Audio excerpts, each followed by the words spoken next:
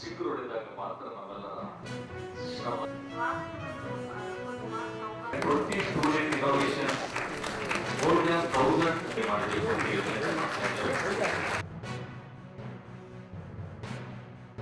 ಕೆಲಸ ಮಾಡಿದ್ರೆ ನೀವು ಒಂದು ಫಿಕ್ಸ್ ಆಗ್ಬಿಡ್ತೀರ. 30,000 50,000 1 ಲಕ್ಷ ಸಂಬಳ, ನೀವು ಬೆಳಿಗ್ಗೆ ಹೋಗಿ ಒಂದಷ್ಟು ಕೆಲಸ ಮಾಡೋದು.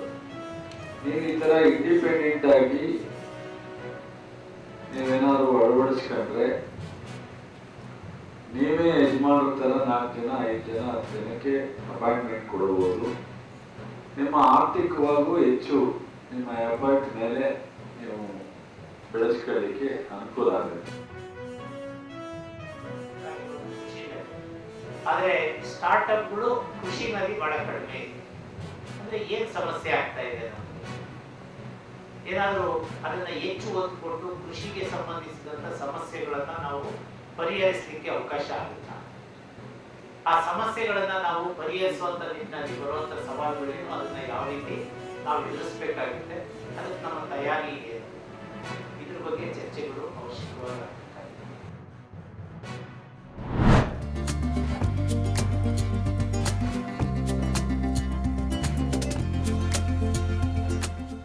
ಬಯಲು ಸೀಮೆ ಕೋಲಾರ ಭಾಗದಲ್ಲಿ ರೈತರು ಮಳೆಯ ನೀರನ್ನೇ ಹೆಚ್ಚು ಅವಲಂಬಿಸಿದ್ದು, ಇತ್ತೀಚೆಗೆ ಕೊಳವೆ ಬಾವಿಗಳು ನೀರಾವರಿಯ ಭಾಗವಾಗಿವೆ. ಆದರೆ ಹವಾಮಾನ ವೈಪರೀತ್ಯದಿಂದಾಗಿ ಅಂತರ್ಜಲ ಮಟ್ಟ ಕುಸಿದಿದೆ. ಆದರೂ ರೈತರು ಎದೆಗುಂದದೆ ಕೊಳವೆ ಬಾವಿಗಳಿಗೆ ಪರ್ಯಾಯವಾಗಿ ಪಾಲಿಹೌಸ್ ಅಂದರೆ ಹಸಿರುಮನೆ ಮೇಲೆ ಬೀಳುವ ಮಳೆಯ ನೀರನ್ನು ಕೃಷಿ ಹೊಂಡದಲ್ಲಿ ಸಂಗ್ರಹಿಸಿ ವೈಜ್ಞಾನಿಕವಾಗಿ ಬಳಸುತ್ತಿದ್ದಾರೆ. ಕೋಲಾರ ತಾಲೂಕಿನ ಮದನಹಳ್ಳಿ ಗ್ರಾಮದ ರೈತರಾದ ವೆಂಕಟಸ್ವಾಮಿ ರೆಡ್ಡಿ ಮತ್ತು ರವಿಶಂಕರ್ ಸಹೋದರರು ಕೇಂದ್ರ ಸರ್ಕಾರದ ಅಟಲ್ ಭೂಜಲ ಯೋಜನೆಯನ್ನು ಸದ್ಬಳಕೆ ಮಾಡಿಕೊಂಡು ಮಳೆ ನೀರು ಕೊಯ್ಲು ಮೂಲಕ ನೀರು ಸಂಗ್ರಹಿಸಿ ತೋಟಗಾರಿಕಾ ಬೆಳೆಗಳನ್ನು ಬೆಳೆಯುತ್ತಿದ್ದಾರೆ.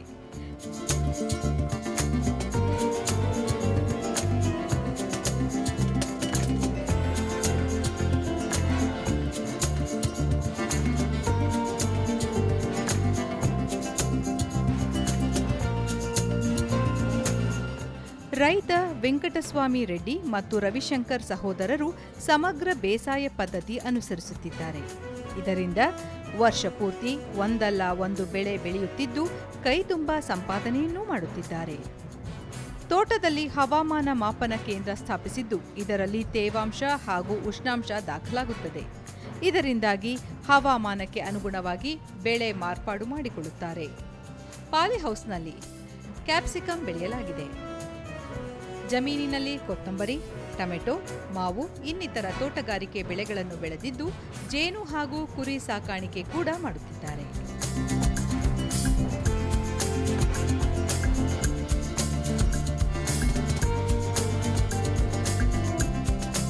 ಪ್ರಗತಿಪರ ರೈತ ವೆಂಕಟಸ್ವಾಮಿ ರೆಡ್ಡಿ, ಕೇಂದ್ರದ ಅಟಲ್ ಭೂಜಲ ಯೋಜನೆಯು ಬಹಳ ಉಪಯುಕ್ತವಾಗಿದೆ.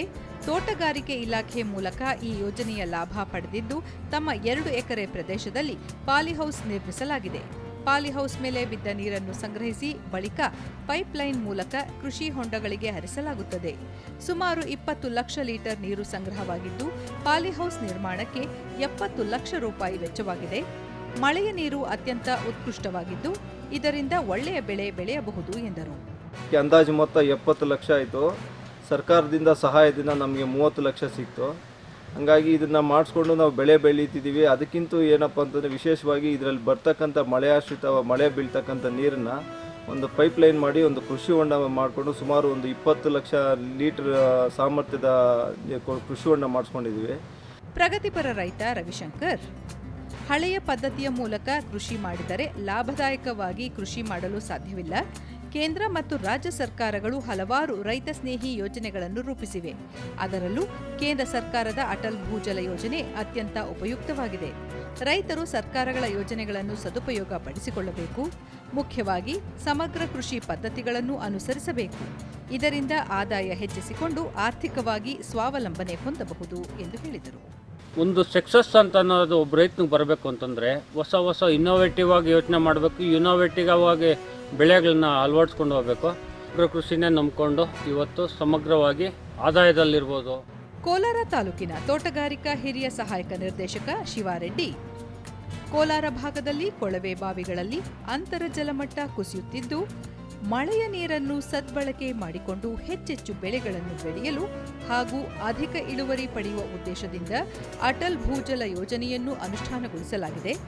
ಅಂತರ್ಜಲ ಬಳಕೆಯನ್ನು ಕಡಿಮೆ ಮಾಡುವುದು ಹಾಗೂ ವೈಜ್ಞಾನಿಕ ರೀತಿಯಲ್ಲಿ ಮಳೆ ನೀರನ್ನು ಸಂಗ್ರಹಿಸಿ ಗುಣಮಟ್ಟದ ಬೆಳೆಗಳನ್ನು ಬೆಳೆಯುವುದು ಈ ಯೋಜನೆಯ ಉದ್ದೇಶವಾಗಿದೆ ಎಂದು ತಿಳಿಸಿದರು.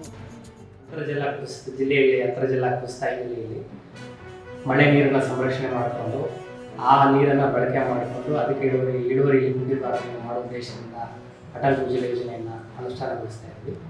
ಈ ಯೋಜನೆಯಲ್ಲಿ ಹನ್ನೀರಾವರಿ ಮತ್ತು ಸಂರಕ್ಷಿತ ಬೇಸಾಯ ಕಾರ್ಯಕ್ರಮಗಳನ್ನು ಅಳವಡಿಸ್ತಾ ಇದ್ವಿ. ಕೃಷಿ ಲಾಭದಾಯಕ ಉದ್ಯಮವಾಗಲು ಕೇಂದ್ರ ಸರ್ಕಾರ ಹಲವು ಯೋಜನೆಗಳನ್ನು ರೂಪಿಸಿದ್ದು, ಅಟಲ್ ಭೂಜಲ ಯೋಜನೆಯೂ ಒಂದಾಗಿದೆ.